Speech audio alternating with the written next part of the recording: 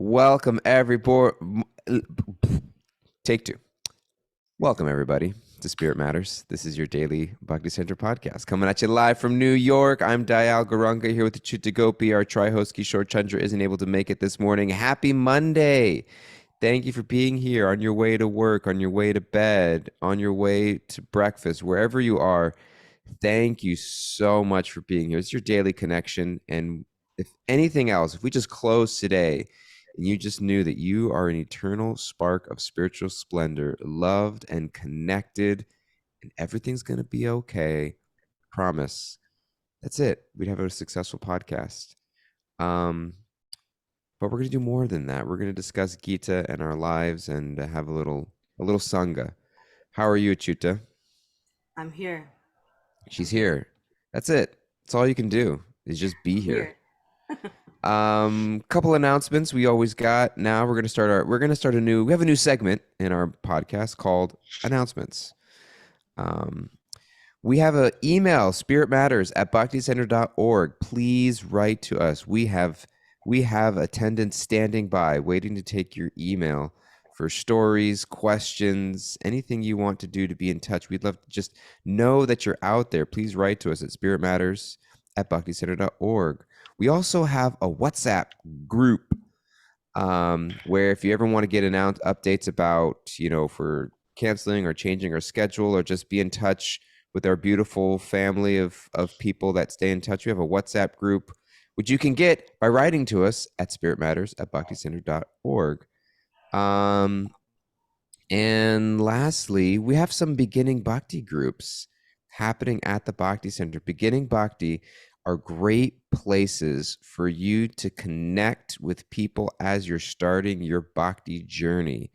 They read through The Journey Within by His Holiness Radhanath Swami, which is a great book about foundational principles of bhakti.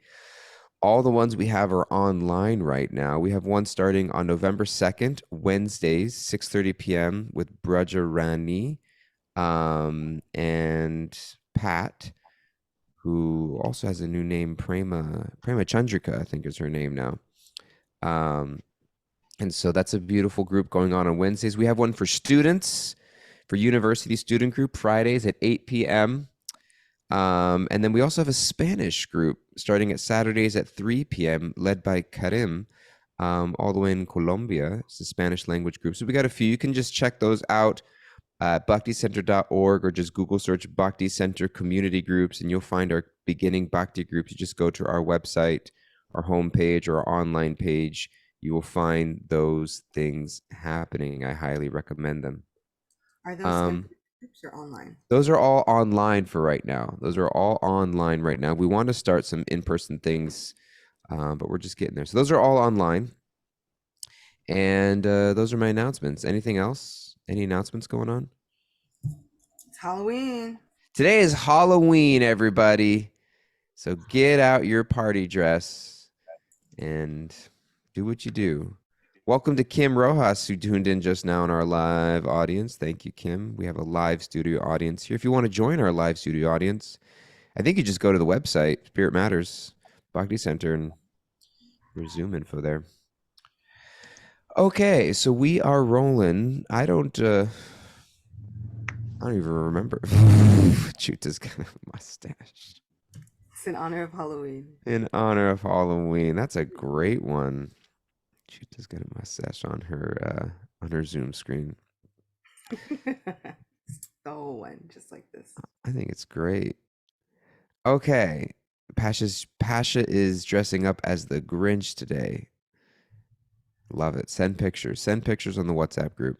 Mm-hmm. Okay, so Miss Mustache, where do we leave off on Friday? Are we just starting new? We're in the second chapter of the Bhagavad Gita. Yes, still We're in the second chapter of the Bhagavad Gita. I think we read through verse 56, which is this section where we are learning about the qualities of someone living in transcendence, living from the place of the soul, which is a very, very interesting topic because knowing better doesn't always mean that we do better. And so understanding what it means to be an eternal spirit soul and understanding our eternal identity beyond all the temporary identities that we spend so much time trying to protect and uphold and get other people to recognize. Um, knowing that, how does that affect my day-to-day life? And so, or how do I recognize when, because you don't judge spiritual advancement the way that you would judge material advancement. Like if Prabhupada said in one of the purports, if someone's rich, you can notice that if someone's rich by the way they live or how they spend. If someone is, or sometimes people spend money you don't have, so that's also a tricky one, or whatever it might be. But we don't look at external qualifiers to judge someone's internal spiritual development. So there are other criteria, and it's how they speak and how they move through the world, how they respond to provoking circumstances. And so that's the situation that we're in. Good. And any other recap, or should we just move on to verse 57? Yeah, I say let's move it on to 57. Should we? I'm going to read 54, 55, 56, and we're not going to discuss them, but just as a context, because it could just flow so well. Sure. And then we'll pause on 57. So verse 54, Arjuna said, Krishna, what are the symptoms of one whose consciousness is thus merged in transcendence? How do they speak? What are their language? How do they sit? And how do they walk? Text 55, the Supreme Person said, O Partha, Arjuna, when a person gives up all varieties of desire for sense gratification, which arise from mental concoction, and when the mind thus purified finds satisfaction in the self alone, then they are said to be in pure transcendental consciousness. One who is not disturbed in mind, even amidst the threefold miseries, or elated when there is happiness, and who is free from attachment, fear, and anger, is called a sage of steady mind. In verse 57 today. In this material world, one who is unaffected by whatever good or evil they may obtain, neither praising it nor despising it, is firmly fixed in perfect knowledge. Over to you, Achyuta. I was just reading, oddly enough, a horoscope that was reminding me to kind of do the same thing. Sound like you said horror story. A horoscope, Horoscope. right? And it was kind of saying to do the same thing, and in a way that I had been coming to understand differently than all the other times I'd read a verse like this or heard of a concept like this. Um, there is such amazing freedom when something happens to you in your life, etc., and you start reminding yourself, okay, this happened and it doesn't define me. It's like allowing your circumstances to occur sometimes, but knowing that both the good and the bad do not define who you are. They do not become your sole identity. Being rich and famous should not completely define you, nor should failures in life completely define you. And we usually speak that way when it comes to the failures. Don't let it get you down. Try again. Don't let that become your story. But do we do that when it comes to the good things? Are we reminding ourselves, you don't also have to let this become your final story? Let your final story be one of this beautiful surrender to divine intervention. Allow that to become your identifier. And so these verses, I mean, in the purport, Srila Prabhupada says to this verse that there's always going to be good and evil because this world is full of dualities.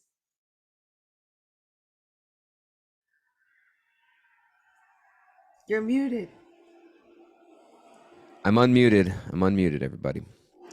Prabhupada's purport so beautiful. There's always some upheaval in the material world which may be good or evil. One who is not agitated. I love this word agitated because you've mentioned this a lot of times, that it's not that we don't experience the ups and downs. That we're not just robots. That did not affect me. I don't care that I just won the lottery. I don't care that my brother just died. It's not like there's like this like horrific robotic stoicism towards the world necessarily, but one who is not agitated, which I look at as thrown off of course. And I think that if one of the beautiful things that I love to do when reading the Gita is try to zoom out and pan everything in the context of the entire storyline of what's taking place. Like going back to the first chapter, Arjuna's in crisis. He's having a nervous, emotional, physical breakdown because he's thinks that something horrific and terrible is about to happen and he doesn't know what to do about it. Just turn left, turn right. What do I do in this situation? And he turns to Krishna. And Krishna starts by describing the eternal nature of the soul, implying that what we think is a fortune or a misfortune is directly tied to my conception of self, who I think I am, um, is the determining factor of whether I think something is of good fortune or not. Um, and so, as long as I am misidentifying myself in various ways, as a business person, as somebody who's wealthy, as somebody who's an artist, as somebody who's a man or a woman, or a Republican or a Democrat or this or that or whatever, um, then my perception of fortune or misfortune is going to be kind of going up and down off the charts. But if I remove myself from that and realize that that so-called fortune is not really happening to me, it's like a video game. It's like if you're playing a video game and your character in the game has something good or bad happen to them, you might on some level experience that as like, oh cool, I got some extra points in the game, or oh, I got a setback.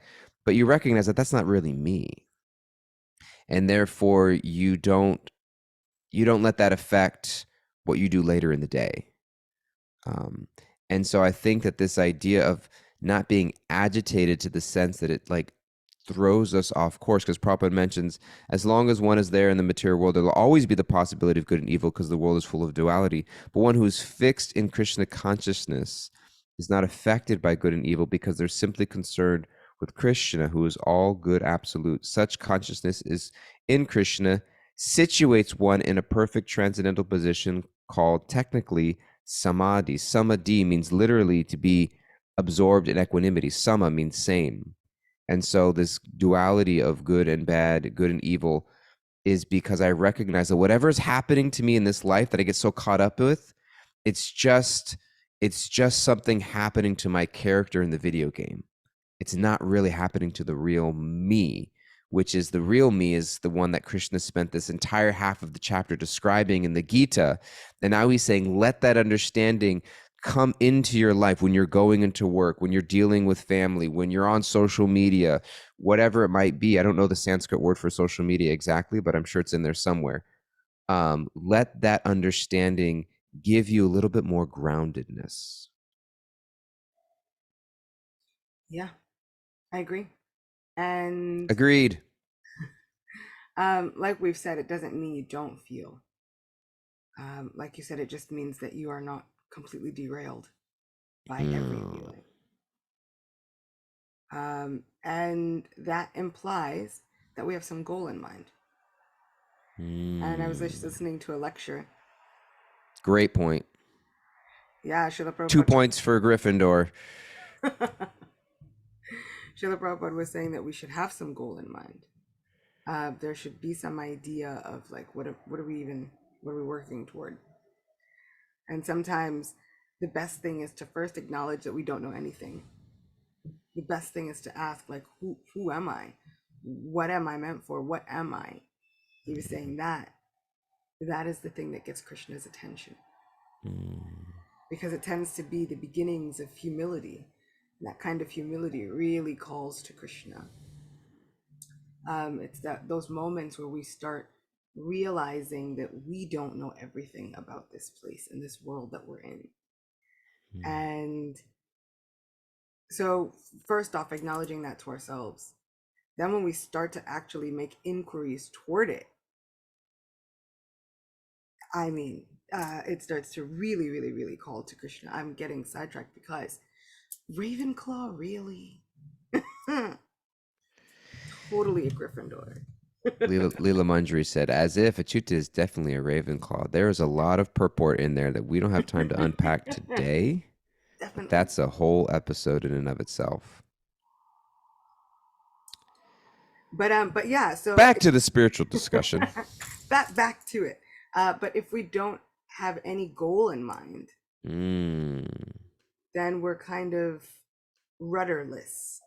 yeah, Um, there's nowhere to even point our sails. totally, totally. So this I idea of asking, who am I and what am I meant for, starts these questions of helping us find the goal.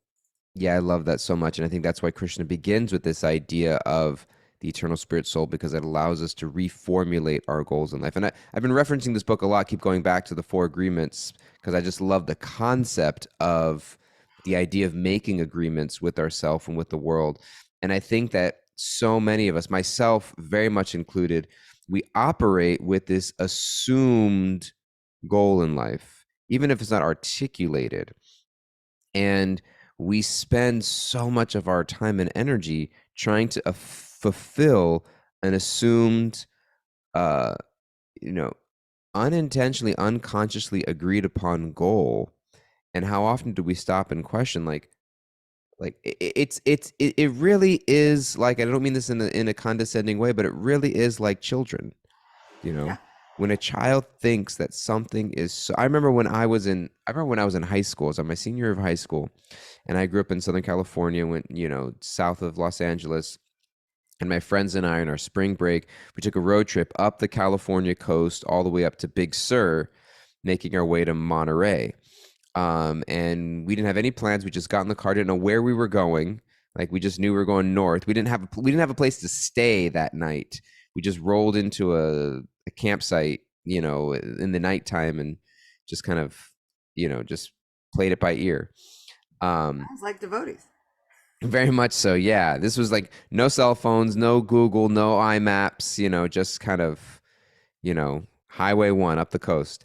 And so anyways, so we got there, and I was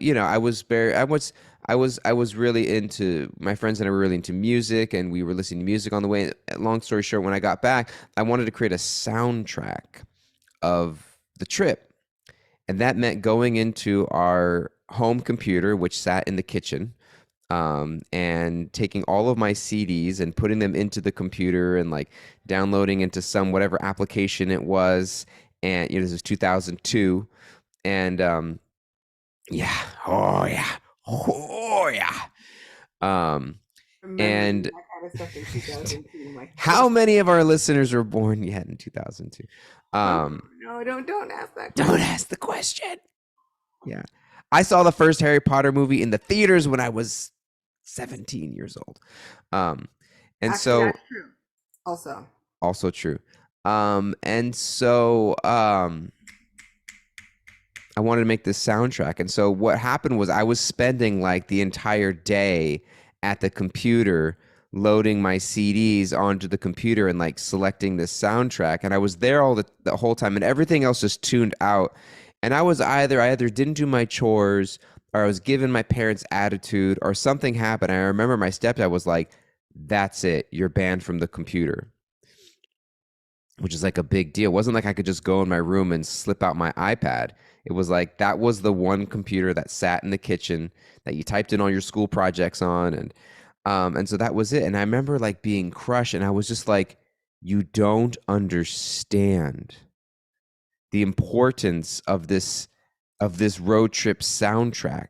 Like, this is going to give meaning to our lives. This is going to solidify me as the contributor to something tremendous in society and in the lives of my three friends. Like, and I remember just like feeling really crushed and feeling like he just doesn't get it. Like, this is like, I don't care, like whatever other punishment you want to give me, just let me complete this quest. And I remember him telling me, it's just like, it's not that big of a deal. And I remember me just thinking, you have no idea, and I remember harkening back and like the inconsequentiality of it. Is that a word? Can I use that? Inconsequentiality. Wow, that's a good one. Thank Go you. for it. Use it. Go for it. Use it. We can do whatever we want here. We run this podcast. The inconsequentiality of it. And you can dial that back to so many things in childhood that you just think are so important. And what makes us adults today? Like, who said that once you cross the 18-year-old line, you are officially a mature individual? There's no certificates of adulthood. Like, what makes us allowed all of a sudden to determine what becomes so important? And we're still, in many ways, little 18-year-old kids sitting at their kitchen computer saying that this is the most important thing in the world because I'm a little emo kid from Southern California that needs to put my Jack Johnson and Coldplay songs on a soundtrack in order to be important. It's true. Coldplay did get me through most of college and studying because Coldplay was the way. Coldplay But, was the but way. also, I mean, due to the crushing trauma, Dial has never made a sound. I never made a soundtrack. So you know what I did? I showed them. I dropped out of college, left home, became a Hare Krishna. I didn't have to do anything nearly that dramatic. That's great. Yeah. And you know what? I'm still doing it. Joke's on them. Ha! But um, we are in pursuit of this ethereal goal, and like life doesn't come with a manual. Growing up doesn't come with a manual.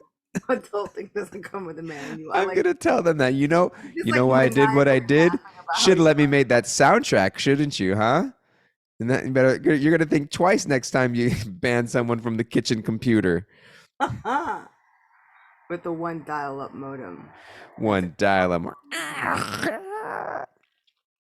I kind of grew very fond of that sound. Oh yeah. Lulls you. But Couldn't make a phone call. no. Wow, you're right. You could not Couldn't make actually. a phone call. And you couldn't call the You house. could, because my dad had two lines. One was like a fax line, and one was like a regular home phone line.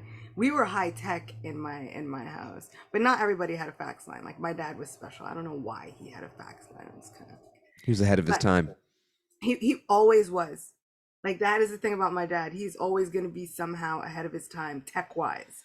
Did your dad And have like two VCRs that he kept spare in the closet in case yes, one broke because he knew that VCRs were no longer going to be available? he's I have gonna have uncles that did that. PRs. He had DVD players when they were first. Oh my God. I wish I could tell you about the cool screensavers that my dad had. When there was like a first time for a screensaver, my dad had a screensaver. And what would happen was he made his screensaver. It was like one of the first animated screensavers ever. But he made a screensaver and there was a Juggernaut. And so sometimes the Juggernaut would pop up. And the screensaver would also pop up when you first started up your computer. So when you boot it up, this Juggernaut would come up, and sometimes he was just Juggernaut and he wouldn't do anything. Then sometimes the Juggernaut would pop up and he'd wink at you. Like, and you could never really predict it, but it was just this Juggernaut that'd come up, and all of a sudden he's like, and you're like, oh, it would like make your day. Like, these are the things that you lived for. Speaking of goals, right? That's why we're talking about this whole thing. This is what you lived for. Like, the once in a while that Juggernaut would To like get a wink wink at from you. Juggernaut. And then, yeah, the screensaver Juggernaut that was really unpredictable, just kind of like God. And then a couple of times, like his smile would get wider, and then he'd go like this. He was like the cutest Juggernaut ever. Like there are some things that I really feel like we should bring back. Bring back The the Juggernaut screensavers. Juggernaut screensavers. I don't even know how you would get that. Do people still use screensavers? I don't think so. Now it just automatically turns into a galaxy like roaming around on your Mm. on your screen. I don't. It's a sad time, but goals, Goals. goals. Goals. So everybody's chasing these goals, and nobody has a manual for them. This goal of life is so important that we put it in our constitution. Like everyone has the right to life, liberty, and the pursuit of happiness. And I remember when I was in school and I was like fourth, fifth grade, they start teaching about the Constitution. And I remember raising my hand and asking, but how does that make sense? They never tell you what the happiness is. And the teacher kind of looked and then she was like, well, I mean, it's not really their job to tell you what the happiness is. I swear, Krishna consciousness makes you a jerk of a kid if you don't have a really great parent. Like, because you've got all this information and your mind is working at like twice the speed of the other kids because you've got Srila Prabhupada's language and dictionary and way of speaking all in you by the age of 6, 7, 8. Miss Bradbury, this sounds like a bunch of mental concoction. Right, exactly. So it's like stuff like that, you know? So I remember being like, but they didn't tell you what the happiness is. How's anybody gonna have that as a goal? Like you've got a bunch of like little 5-year-old Prahlad Maharajas running around. It sounds cute in the book. In real life, you're just like, kid, Go I'm sit in the paid corner. to teach you history for 45 minutes and no more. So yeah, you know, she's saying, oh, it's not their job to tell you what the happiness is. And I'm like, but that is such an elusive goal and so frustrating because what if Mm. my pursuit of happiness doesn't look like that person's pursuit of happiness, but we thought it was so important that we put it in our laws that everybody should be looking for this happiness, but nobody tells you what it is except for Srila Prabhupada and Krishna. See, we lucked out. We have some idea of what will actually start to bring us happiness. Hmm. And it's not necessarily a 2002 spring break Highway 1 soundtrack, road trip soundtrack. No, but I always did feel like MTV kind of guilted you into wanting to go to Cancun for spring break on a lot of Matchbox 20. Like it was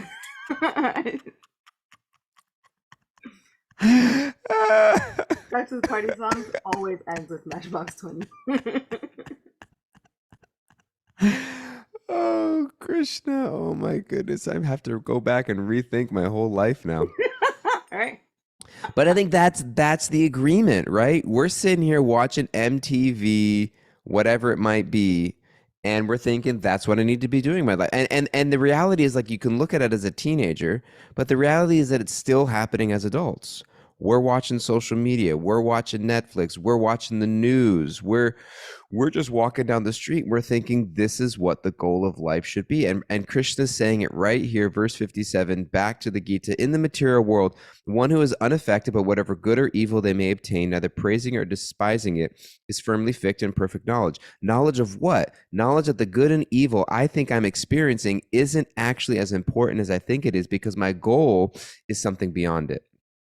And so you can just get that little image of 18-year-old Dial sitting in a computer chair at his kitchen, thinking that the world is crumbling because this the greatest evil in the world in the form of his parents is not letting him finish his soundtrack. But actually, the reality is that like it feels like a tremendous injustice. It feels like the greatest sorrow you can experience, but it's actually not that big of a deal.